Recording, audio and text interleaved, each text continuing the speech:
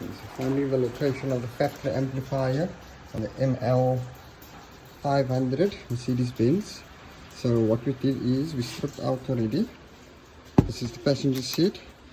Right below the passenger seat there would be a plate over here blocking the amplifier. You need to pull the mat forward. It's 10 bolts holding the plate. It looks like that. There's a piece over here, goes on top of it, comes out under there. That's what the amplifier looks like. So we're going to bypass the amplifier in order to get some sound onto this ML for the aftermarket radio. That's still the factory radio in there, which is coming out. So in my previous video I showed you guys the location of the amplifier on the ML500.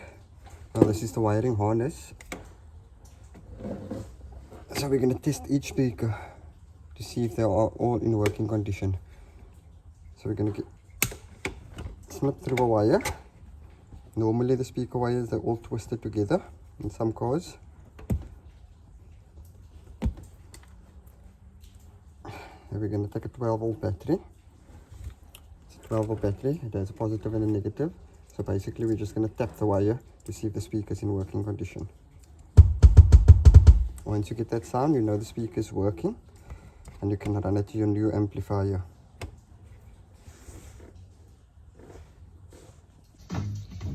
Okay, so everything is finally put back. Seat is in its place. Mat is closed up nicely. Board is back in. All plugs are in.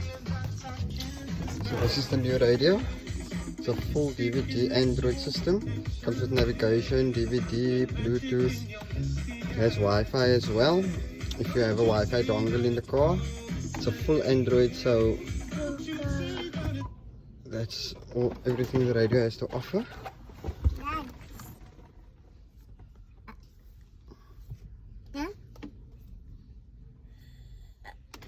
It has YouTube as well.